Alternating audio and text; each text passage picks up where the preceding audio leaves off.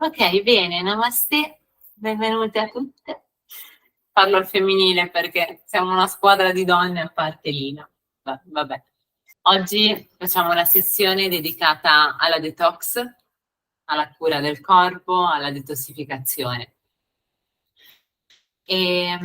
Sicuramente nell'area riservata avrete già avuto modo di guardare magari delle sessioni dedicate alla detox o avete visto già sicuramente dei miei video dedicati alla detox. Teniamo a fare questa sessione specifica perché la detox, la cura del corpo, il pulire il proprio corpo è uno strumento essenziale per il lavoro su di sé e lo è sotto tanti aspetti. Adesso strada facendo mh, li comprenderemo anche meglio insieme. In primis, se la vediamo da un punto di vista dello spirito, il nostro corpo è un dono che ci è stato dato, è un tempio, è qualcosa di sacro e essendo un dono è nostro dovere prendercene cura, rispettarlo e dargli il meglio. Se pensiamo a quando ci danno un dono, ci dicono puoi prenderti cura del mio cagnolino o puoi prenderti cura della mia piantina, noi cerchiamo di prendercene cura nel migliore dei modi. E a volte dimentichiamo di fare lo stesso con il dono più bello che ci è stato dato, uno dei doni più belli che ci sono stati dati, che è il nostro corpo. Se la vediamo da un punto di vista di mente ed emozioni, lo stato di salute del nostro corpo, ciò che noi mangiamo anche a livello terreno, incide drasticamente sulla nostra mente e sulle nostre emozioni. A proposito, vi consiglio, se avete Netflix, di guardare una miniserie, un documentario, miniserie, che abbiamo scoperto proprio qualche giorno fa, dove si parla di detox e detossificazione e si parla di questi scienziati, questi medici che hanno fatto degli esperimenti su dei gemelli, perché i gemelli hanno la stessa genetica, hanno lo stesso metabolismo, hanno veramente poche differenze. E per 2 mesi hanno fatto mangiare in maniera diversa uno dei due gemelli. E questo l'hanno fatto con una ventina di coppie di gemelli, da giovani ad anziani, donne, uomini, eccetera. E hanno visto scientificamente che chi ha cambiato alimentazione, ora nel modo in cui vi parleremo anche in questa sessione, ha cambiato totalmente il suo metabolismo, il suo grasso viscerale. Il grasso viscerale è il grasso che va a comprimere gli organi, che poi è il grasso che genera le malattie. Noi possiamo essere anche magrissimi e essere pieni di grasso viscerale e non ce ne rendiamo conto finché non facciamo poi un'analisi in laboratorio, tra virgolette. E ricollegandoci al discorso della mente, questi scienziati, questi medici hanno proprio dichiarato che la maggior parte delle malattie mentali, che possono essere grandi malattie come l'Alzheimer o piccole malattie come non mi ricordo più le cose o non sono tanto intelligente, eccetera. O magari persone che vogliono andare dell'età iniziano ad essere un po' più, tra virgolette, rimbambiti, sai? Sì, magari gli anziani, eccetera, che non dico che hanno dei problemi a livello mentale, però ovviamente non hanno più la mente lucida di una persona giovane. E in questo contribuisce molto il discorso che diceva Deborah, quindi l'alimentazione. Sì, sì, sì.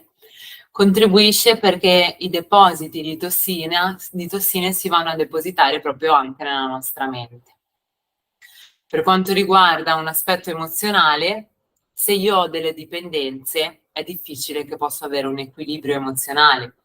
E quindi se sono un drogato o un alcolizzato o un dipendente da zucchero o un dipendente da farina bianca, è difficile che io possa vivere in uno stato di pace, perché c'è sempre una parte di me che ricerca quella sostanza, che mi dà quel nutrimento.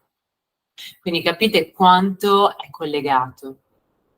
E tutti i grandi maestri che abbiamo avuto modo di studiare, di documentarci, eccetera, praticavano due cose fondamentalmente: i digiuni periodicamente.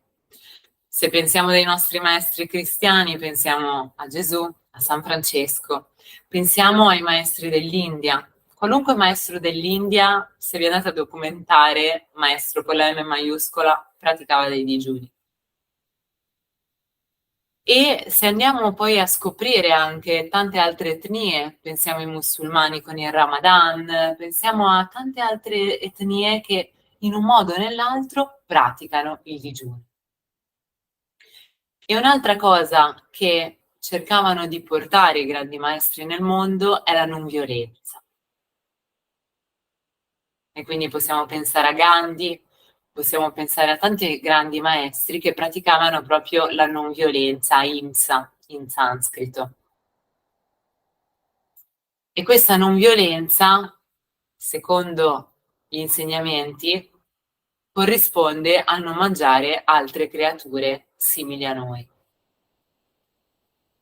E questo è strettamente collegato al lavoro su di sé. Perché quando noi inseriamo nel nostro corpo una parte di un essere che ha sofferto tutta la vita o che ha avuto paura al momento della morte, noi non inseriamo solo quella sostanza che poi, se la vediamo da un punto di vista scientifico, ormai è dichiarato che la carne è cancerogena, ma non è solo quello, è il fatto che inseriamo sofferenza e quella sofferenza si unisce al nostro corpo di dolore. E se ci facciamo caso, guarda caso, chi è pieno di rabbia mangia un sacco di carne e beve vino. Fateci caso. Come mai? Eret insegna che sia il vino che il caffè vanno quasi a salvare il corpo quando viene inserita troppa sostanza tossica. Quindi quando mangiamo i grandi pasti tipo di Natale o per chi ne mangia ancora vagonate di carne o di cose, il corpo richiede proprio o alcol o caffè, perché da un punto di vista chimico è come se cercasse di bilanciare quella troppa acidità che è entrata. Mentre quando ad esempio già hai un'alimentazione vegetariana o vegana, hai già anche meno voglia di alcol, di caffè, fino ad un punto dove poi non ti interessa neanche più, perché non hai più bisogno del suo aiuto per andare in bilanciamento, per creare un bilanciamento. E quindi diciamo che se vogliamo parlare di alimentazione da un punto di vista di lavoro su di sé, quello che sento di condividere maggiormente con voi è quello che condividono i grandi maestri, cioè il digiuno e la non violenza. Tutto il resto dipende un po' dal cammino che noi scegliamo poi di intraprendere, da quello che sentiamo, dal luogo in cui viviamo, da quanta risonanza sentiamo verso certi alimenti piuttosto che in altri. Yogananda diceva: scegli l'alimentazione che ti guida più velocemente alla realizzazione del sé e poi dimenticatene. Cioè l'alimentazione non deve diventare una fissa, non deve essere la realizzazione, non deve essere lo scopo ultimo. È solo uno strumento che ci permette di far emergere appieno il nostro potenziale. Nicoletta Agua, che ha fatto una bella detox profonda con me, può testimoniare l'energia quanto è cambiata nel corso di quel periodo. E quando tu riacquisisci a pieno la tua energia, allora puoi davvero usarla al meglio. Ma se noi siamo già scarichi, siamo stanchi, non abbiamo energia, diventa anche più difficile lavorare su di sé. E come diceva Lila prima, l'alimentazione ti porta anche, la buona alimentazione ti porta anche a una lucidità mentale diversa, che ti permette di mettere maggior focus in meditazione, che ti permette di mettere maggior focus quando leggi un libro e capire davvero quello che c'è scritto, farlo entrare davvero in te, Quindi è tutto strettamente collegato. Come diceva Sira nel questionario, una delle cose che le sono piaciute di più di Accademia è le storie delle persone, perché dalle storie delle persone possiamo imparare tanto.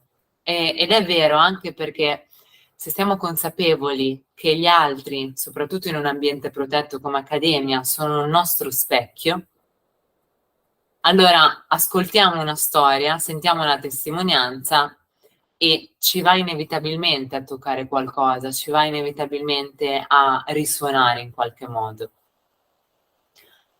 Quindi oggi vorrei prendere spunto appunto dal consiglio di Sira e usare questa sessione per condividere un po' le nostre storie. Cioè, parliamo di alimentazione, di detox, parliamo di quelle che possono essere state le nostre esperienze, se ne abbiamo vissute o meno, e parliamo del nostro rapporto con il cibo, di che cos'è il cibo per noi, di quello che sentite che sia importante per voi condividere, sicuramente andrà in risonanza anche con qualcun altro, perché se no non saremo qua a parlarne insieme. Allora, per rompere il ghiaccio posso iniziare io.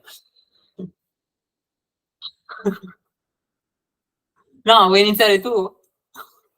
No. No, perché poi non rifunziona l'audio, succedono casini, va via internet. No, oggi funziona tutto. Oggi Ah, funziona tutto.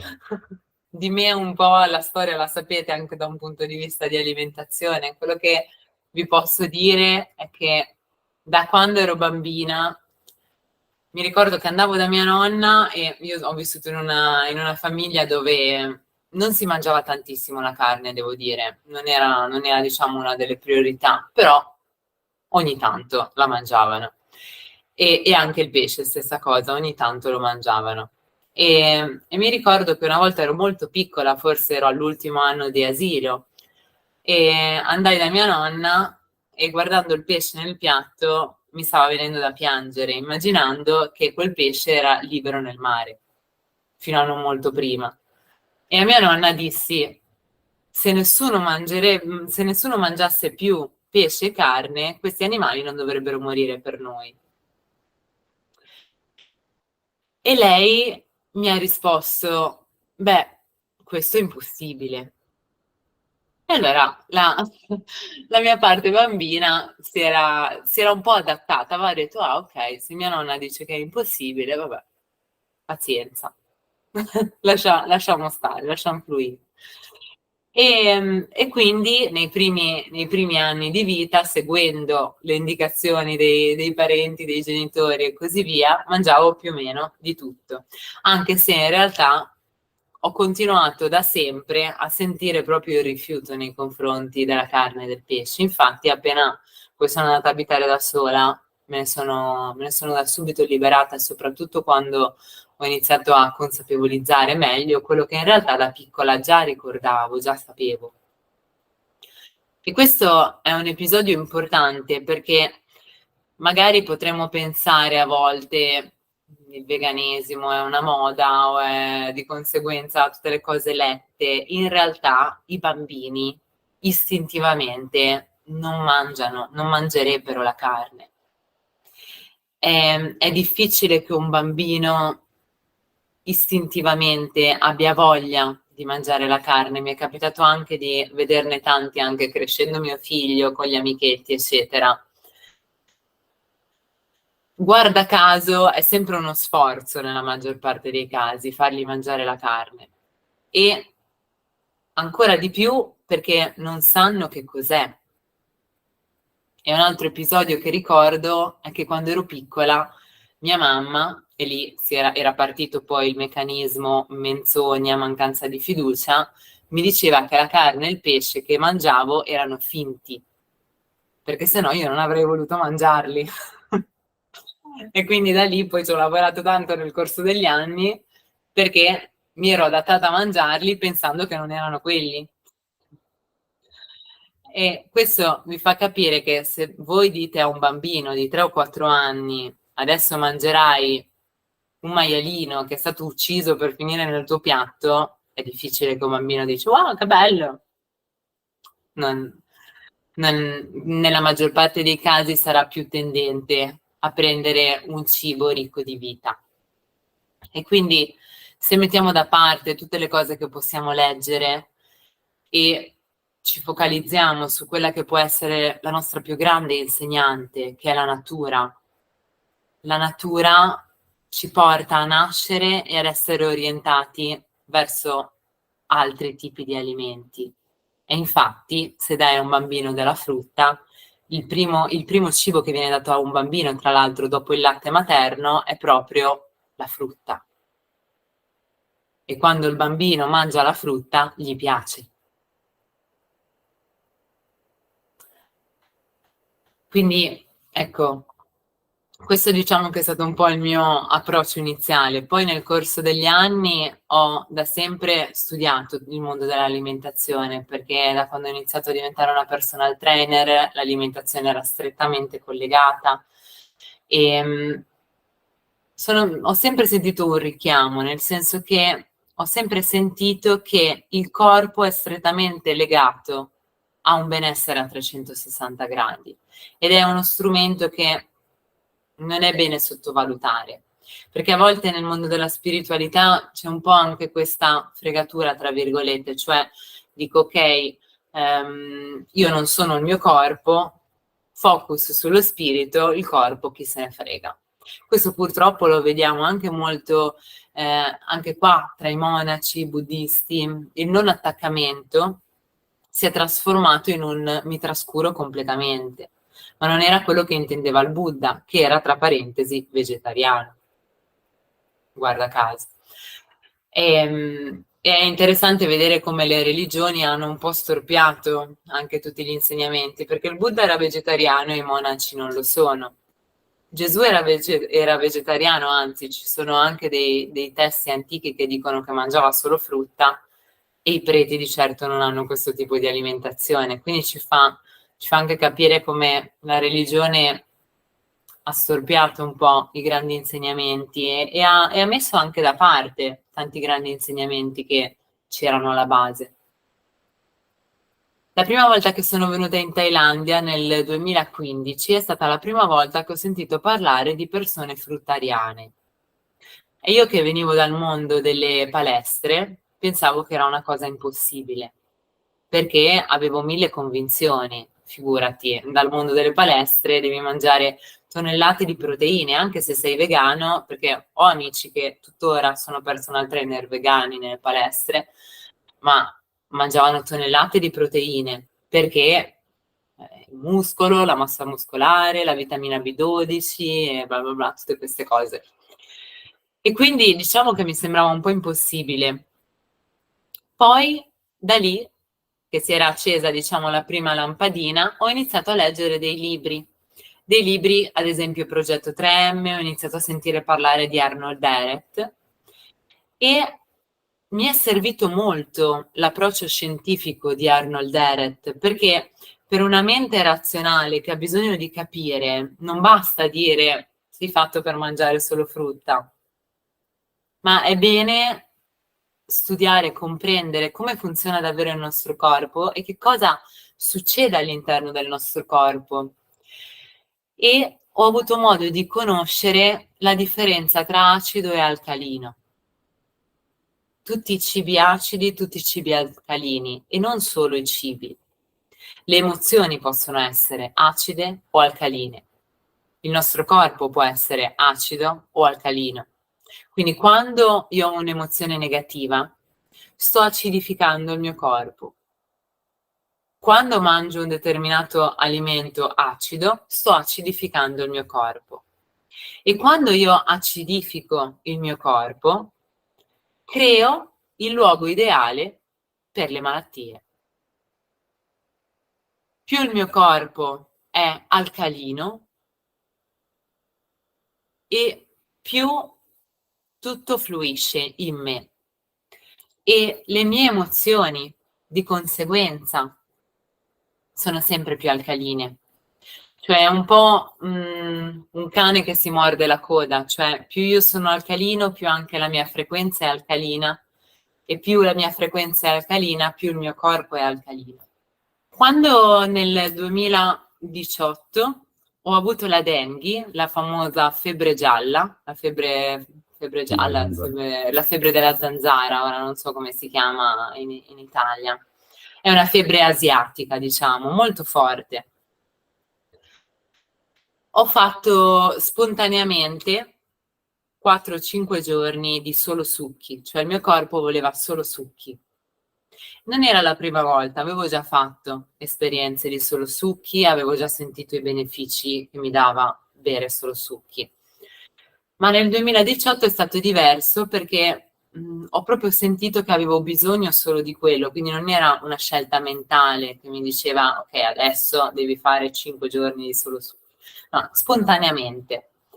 E quando sono finiti questi giorni perché ho iniziato a stare meglio, automaticamente, senza sforzo, sono passata da vegetariana a vegana.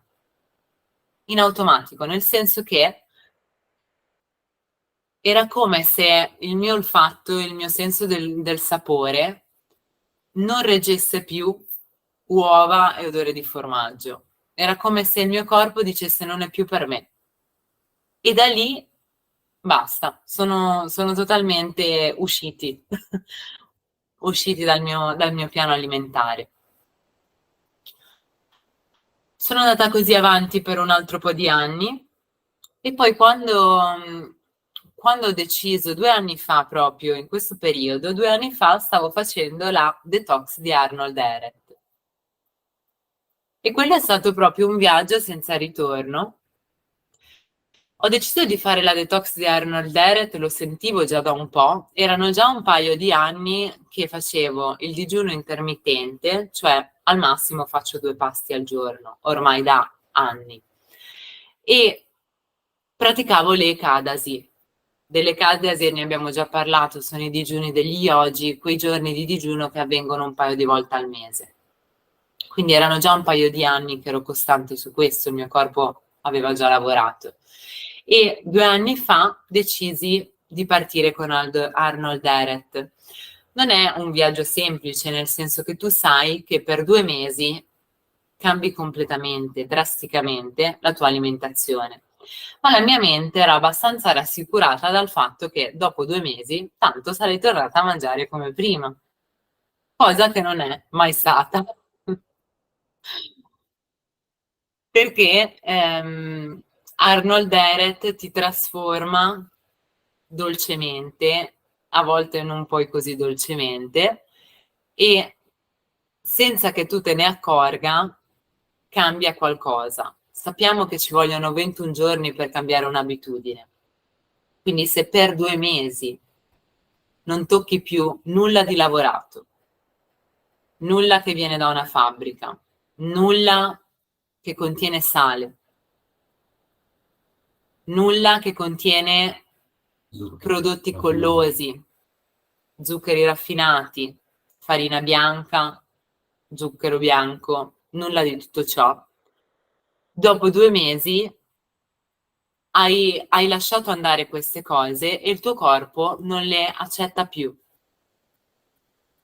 Ovviamente questo, unito alla presenza, all'osservazione, ti porta poi a continuare a scegliere determinati alimenti, perché poi quando ho finito Ehret, ho provato qualche volta, ad esempio, a mangiare in ristoranti dove scoprivo che c'era un goccino di sale nel cibo, che poi erano insalate, perché comunque sono rimasta sul crudo, ma scoprivo che c'era un goccino di sale perché istantaneamente mi si tappava il naso e la gola. E questo mi ha fatto scoprire che il sale porta il corpo in allarme all'istante se noi non siamo più abituati. E come mai un alimento porta così in allarme il nostro corpo? Cioè siamo sicuri che vada così bene per noi? Perché poi noi siamo forti, ci adattiamo a tutto. come anche i maiali che mangerebbero solo le radici in natura, come i cinghiali. In realtà quando poi sono negli allevamenti si adeguano e mangiano di tutto. Ma in realtà quando ci puliamo ci rendiamo conto che certi alimenti non sono adatti a noi e il corpo va in allarme. E lì fondamentalmente ho avuto una scelta, cioè potevo dire, vabbè, piano piano torno a mangiarlo e piano piano mi riabituo, oppure ascolto il mio corpo. Se mi si tappano i canali della gola, forse c'è un motivo. E allora magari posso evitare.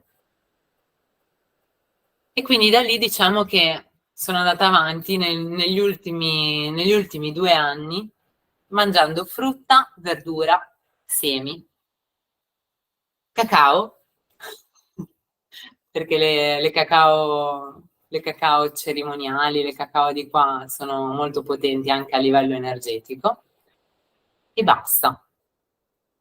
E basta.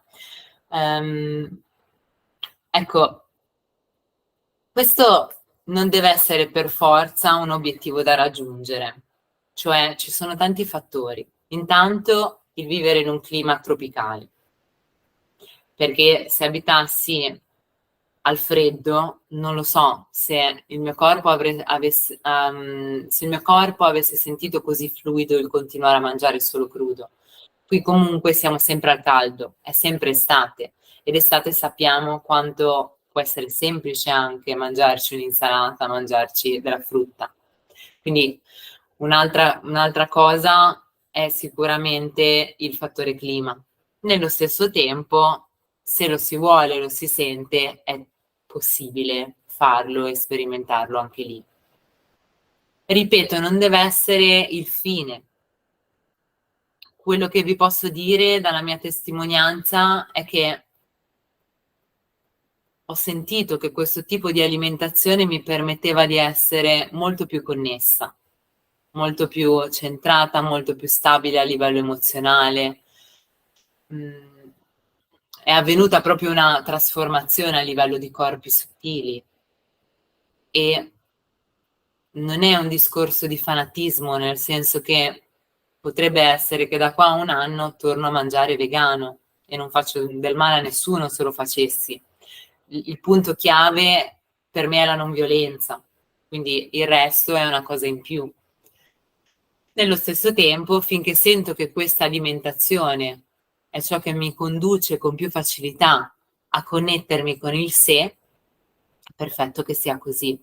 E poi ti rendi anche conto che nella maggior parte dei casi noi mangiamo altre cose, oltre a quelle che ho detto, non perché ci nutrono, ma perché abbiamo degli attaccamenti, perché abbiamo degli ancoraggi, perché abbiamo ancora delle dipendenze, perché colleghiamo quel cibo a quella cosa o a quella persona o a quel ricordo per abitudine, a volte per autosabotarci, a volte per farci del male, perché magari sento che mi sto staccando troppo dagli altri, mi sto staccando troppo dalla società, mi sto staccando troppo dall'essere un umano. La Bhagavad Gita, ieri ho fatto una lettura della Bhagavad Gita e la Bhagavad Gita diceva che ad un certo punto nel cammino di lavoro su di te hai paura di non sentirti più umano e allora inventi una scusa per tornare giù insieme agli altri. E quindi diciamo che... Deborah, scusa se ti interrompo, sai che cosa? Il discorso è che alla fine noi siamo qua. Ciao amore, Sì. buongiorno. È quello il discorso.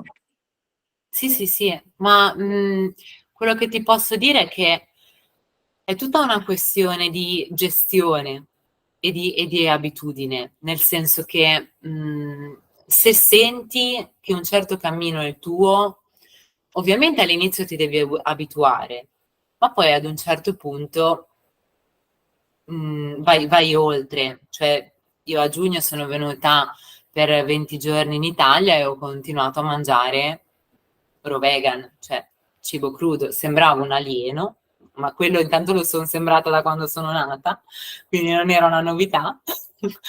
E sembrava un alieno più del solito, ma fondamentalmente non importa, cioè nel senso è la paura del giudizio allora che ci limita, ma ormai siamo in un'epoca dove comunque si conosce anche il veganesimo, soprattutto in America adesso stanno facendo tantissime campagne per il veganesimo, per l'alimentazione vegana, e anche in Italia stanno iniziando a dare le opzioni vegane, ad aprire ristoranti vegani, e quindi cioè, si sta iniziando a creare un'apertura.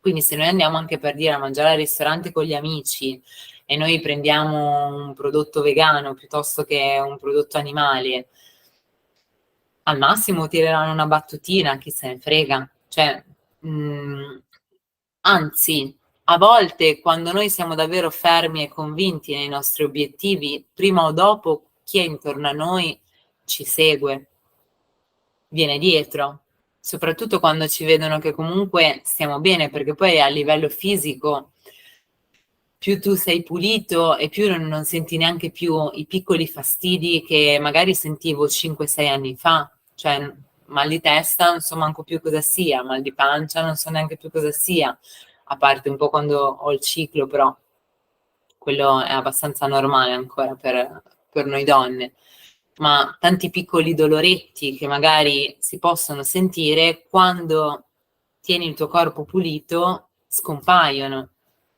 Una cosa che vi stupirà e che anche mio figlio può testimoniare è che nel 2017 mi erano iniziati un po' di capelli bianchi ai lati, ora non ce li ho più. Cioè, com'è possibile questo? Non ha più i capelli, questo si finti. No, più che altro ha fatto gli anni ed è sempre più giovane. Sicuramente incide anche l'alimentazione, poi non è solo l'alimentazione, perché se tu pensi solo all'alimentazione, poi a livello emotivo non lavori su di te, il lato spirituale non lo consideri neanche, l'alimentazione sì, è utile per il corpo, ma cioè, ti può dare veramente una piccola parte di quello che davvero ti può dare se la vivi con consapevolezza. Quindi è un po' come lo yoga, cioè lo yoga fatto in palestra facendo le posizioni mi può dare benessere fisico sicuramente, ma è un 2% di quello che mi può davvero dare lo yoga, che significa unione col Dio, con Dio. Quindi ecco, è un po' la stessa cosa. Ecco, questa è la mia testimonianza. Ora passa la palla a Lila. Sì. Sarò molto più breve, altrimenti qua ce ne andiamo dopodomani. Vi presentiamo il nostro amico Yogananda, qui seduto a fare maestro ai maestri dei maestri. Perché allora io comunque sono stato sempre stato molto attaccato al cibo, molto, diciamo, buon gustaio, vengo dal sud, dalla Puglia, quindi immaginate le orecchiette, le lasagne, eccetera, eccetera, eccetera, formaggi, quindi vengo dalla classica cucina di mamma italiana, molto buona, molto gustosa. E anch'io, come diceva Deborah, ricordo proprio che le prime volte che mi davano da mangiare, ero molto piccolo, la carne, facevo davvero molta fatica, capricci, eccetera, e mi sentivo io sbagliato, che facevo i capricci per mangiare, quando magari non accadeva quando mangiavo qualcosa che non era carne. Però ovviamente col tempo ti abitui e col passare degli anni è successa una cosa opposta. Io ho iniziato a odiare la verdura quando ero ragazzino, poi ragazzo, adolescente, praticamente zero. E l'unica verdura che potevo mangiare era gli spinaci dentro la cotoletta, che si chiamano le spinacine, non so come si chiamano. Comunque, no? Davvero per il resto pochissima, davvero molto poca. Mangiavo un sacco di affettati, carne, eccetera. Quella era la mia alimentazione, diciamo, principale. Poi ovviamente quando ho iniziato diciamo, è arrivato a me il mio percorso, diciamo, di evoluzione spirituale, ho iniziato anche a scoprire che in effetti questa alimentazione che avevo non era proprio la migliore per il corpo. Tuttavia non ho mai dato grandissima importanza a questo, mi sono sempre più concentrato sul lato mentale e spirituale. Tuttavia avevo sempre intorno a me qualcosa che mi rimandava, no? Che mi ricordava. Al che a un certo punto mi sono detto, cavolo, qua qualsiasi tipo di cibo non va bene, la carne non va bene, i latticini non vanno bene, la farina pure non va per noi italiani, la pasta è il cibo, è la pasta, no? Neanche quella va bene. Addirittura le verdure e la frutta neanche quella, perché negli allevamenti ci mettono di tutto, chimiche. Allora che era arrivato un punto in cui la mia mente diceva, allora che senso ha? Cioè, e lì poi è scattato qualcosa, no? Mi sono arrivati poi gli insegnamenti più profondi, ovvero innanzitutto che la frutta e la verdura, per quanto chimici possono essere le coltivazioni, eccetera, hanno sempre quell'energia della natura che è sempre, supera sempre il lato chimico da cui viene. Ovviamente una mela organica, tra virgolette, è molto meglio di una mela di quelle prestampate che sembrano tutte uguali, che magari puoi trovare al supermercato. Tuttavia, è sempre meglio di magari di mangiare qualcos'altro. Quindi iniziare a capire, ad andare più in profondità, che non è tanto cosa è, ma da dove viene, il tipo di energia che ha. E quindi ho iniziato anche ad avere intorno persone che andavano più verso il vegano, verso il fruttariano addirittura. Questo poi ho compreso anche da dove viene, poi magari ci torniamo un'altra volta. Quindi spontaneamente, quando sono arrivato in Thailandia, date le varie opzioni di cibo che trovavi senza carne e senza pesce, ho iniziato a mangiare quello e ho notato la differenza. Al che, dopo qualche mese, un paio di mesi che non mangiavo carne, come così diciamo, per sfizio si dice, provai a mangiare il piatto con la carne e mi resi conto dell'energia che aveva, del sapore, ora lo dico senza dolore giudizio, un po' più di morte. Dissi, ok, non mi piace, non lo voglio più, mi piace molto di più la verdura, no? E da lì, piano piano, proprio l'ho abbandonata completamente nel corso di pochi mesi, in modo abbastanza, diciamo, leggero, senza alcuna imposizione. E Dopodiché hai incontrato me.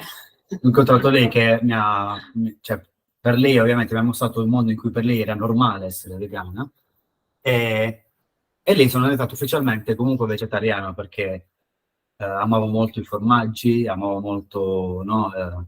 Quindi per me mi bastava essere vegetariano ed era... A un certo punto poi, questo è successo veramente poco fa, un paio di anni fa al massimo, un anno e mezzo fa, ho sentito che dovevo andare più in profondità nel mio cammino e sentivo che forse il corpo mi avrebbe aiutato. E quindi, come anche Nicoletta, ho fatto la Detox Diet, solo perché volevo cambiare il mio corpo affinché fossi più attirato dalla frutta piuttosto che da cibi più pesanti come può essere la farina bianca e i cibi lavorati. Ho fatto questa detox che per me è stata uno dei passi più importanti della mia vita e vi ripeto, io non sono fissato con il cibo, non sono fissato con il corpo. So che il corpo è una cosa sacra, ma è una cosa temporanea. Un giorno lo lasceremo e quello che è importante sono le comprensioni a livello spirituale. Quindi, una cosa importante è che i cambiamenti alimentari dovrebbero essere una conseguenza di una consapevolezza spirituale e non il contrario. Perché se io, perché qualcuno mi ha detto che devo cambiare, devo mangiare così perché, eccetera, mi impongo questa cosa a livello mentale, va a finire che o dopo un po' ritorno come prima, o divento l'esatto opposto, uno di quei fissati o addirittura malati, che non mangiano altro magari che frutta in modo sbagliato o fanno dei digiuni esagerati in modo totalmente sbagliato e magari puliscono il corpo ma sporcano qualcos'altro e si riempiono di giudizio che loro sono i migliori, gli altri sono delle cacche che mangiano qualsiasi cosa. Profondamente sbagliato, e vi ricordo che il corpo è importante, ma non è ciò che siamo. Quindi usate il corpo per ritornare a Dio, quindi per lo yoga, per elevare lo spirito. Quindi è stato molto importante perché? Perché la detox di Ere è soprattutto una polizia, è una pulizia connessa a proprio un cambio di percezione.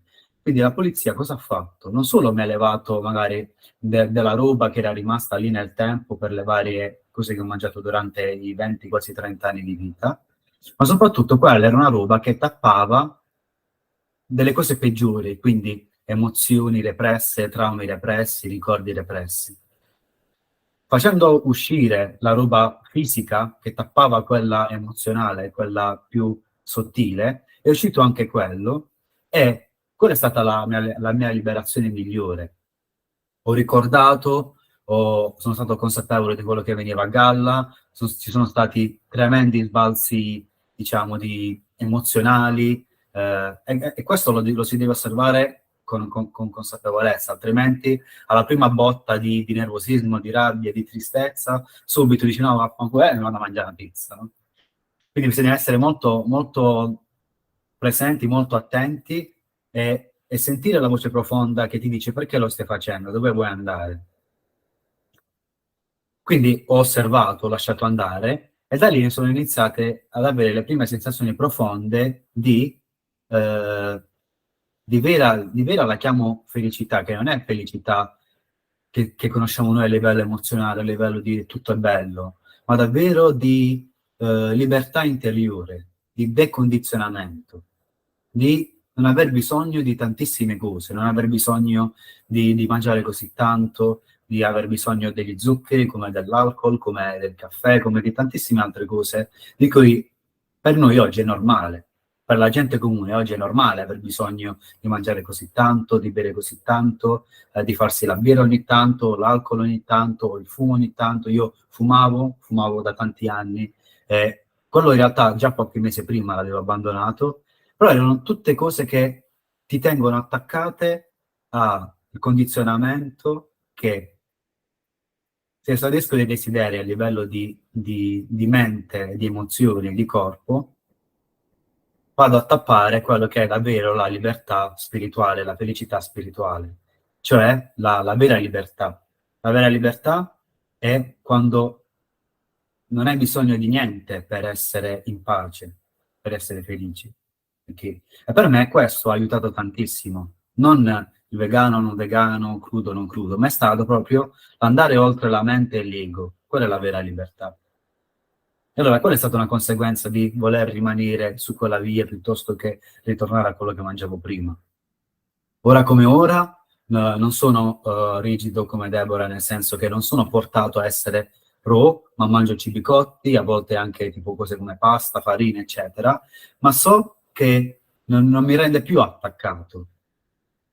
Passo dei giorni in cui sono completamente crudo, a giorni in cui mangio qualcosa di cotto, e in questo voglio sentire davvero il maestro interiore che mi porta a prendere delle decisioni, l'osservazione e la consapevolezza, non delle regole mentali, di cui se uno casca nel lato completamente opposto. Noi ne abbiamo visti tantissimi di esempi. E questi esempi poi vengono usati per la società per dire, ah, vedi, quelli che poi sono fruttariani, eccetera, va a finire che poi muoiono, come si dice, anoressici, muoiono perché non hanno energia, perché l'hanno fatto probabilmente molto male. O chi si crede sporco, chi si deve continuamente pulire il corpo affinché diventa pulito. Forse la vera cacca non è proprio nel corpo, è da qualche altra parte. Quindi questo per farvi comprendere che il vero maestro è quello interiore. E prima di tutto bisogna provare con se stessi, al di là di quello che si ne è detto. Quindi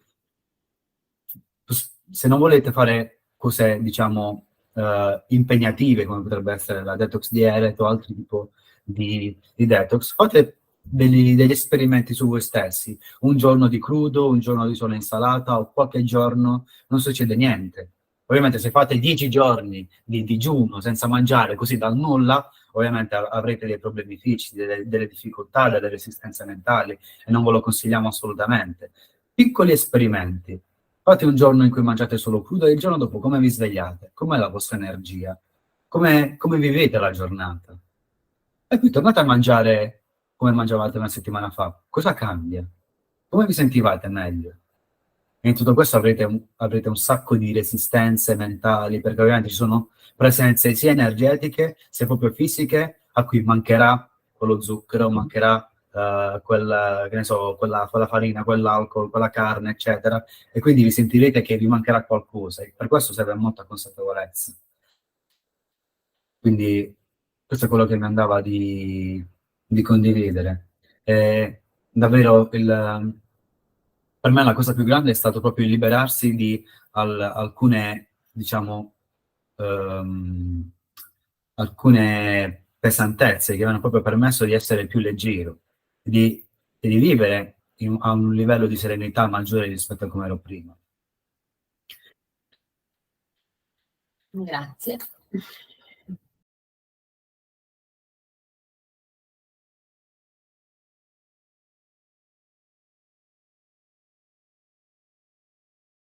Vi salutiamo e ci vediamo settimana prossima. Vi mandiamo un abbraccio. Un abbraccio grande. Buona Grazie giornata. a tutti. Ciao. Ciao. Ciao.